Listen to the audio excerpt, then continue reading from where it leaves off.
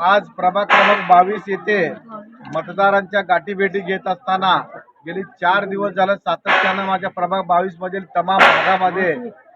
भारतीय जनता पार्टीचे अधिकृत चारही उमेदवार स्वतः मी किसन जाधव, माझे सहकारी नगरसेवक नागेश अण्णा गायकवाड यांच्या सहभागी, अंबिकाताई गायकवाड,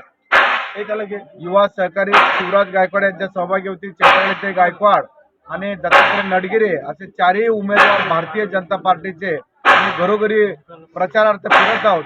राज्याचे मुख्यमंत्री देवेंद्र फडणवीस साहेब असतील, जिल्ह्याचे पालकमंत्री जयाभाऊ गोरे साहेब असतील, शहर मध्यचे तरुण तडफदार युवा आमदार देवेंद्रदादा कोटे असतील, शहर उत्तरचे आमदार विजयकुमार देशमुख मालक असतील, शहर दक्षिणचे आमदार सुभाष बापू देशमुख असतील, अक्कलकोटचे पाणीदार आमदार सचिनदादा कल्याण शेट्टी असतील आणि भारतीय जनता पार्टी असेल यांच्या माध्यमातून फडणवीस साहेबांच्या माध्यमातून राज्याचा विकासाचा घोडदौड सुरू आहे। जिल्ह्याचा विकास पालकमंत्री जयाभाऊ गोरेंच्या माध्यमातून सुरू आहे। शहराचा विकास, शहराचा सर्वांगीण विकास शहराचे तिन्ही आमदारांच्या माध्यमातून आणि अक्कलकोटचे दमदार आमदारांच्या माध्यमातून हा विकास सुरू आहे। ही विकासाची गंगा माझ्या प्रभाग 22 मध्ये यावं हा संकल्प घेऊन आम्ही मतदारांना गाठीभेटी घेत आहोत। मी मतदारांना आपल्या माध्यमातून आवाहन करू इच्छितो की किसन जाधवच्या मनातील संकल्प नसेल, नागेश गायकवाडच्या मनातील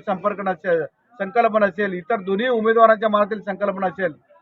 ज्या ज्या ठिकाणी मी मतदारांना भेटी घेत आहे, मतदार मला प्रभाग 22चा विकास कशा पद्धतीने करावा, प्रभाग 22 मध्ये काय हवा आहे, प्रभाग 22 मध्ये कशा पद्धतीने डेव्हलपमेंट हवा आहे, मतदारांच्या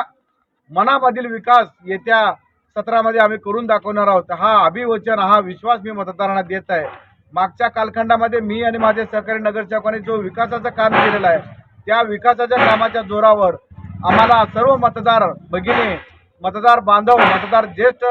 बांधव आणि तरुण सर्व सहकारी उत्स्फूर्त असा प्रतिसाद मला देत आहेत। मी आपल्या चॅनलच्या माध्यमातून, आपल्या माध्यमातून तमाम सोलापूर शहरवासियांना असेल, विशेष करून प्रभाग 22 मतदारांना असेल, कळकळीची आणि नम्रतेची विनंती करतो, येत्या 15 तारखेला सकाळी 7:30 ते सायंकाळी 5:30 वाजेपर्यंत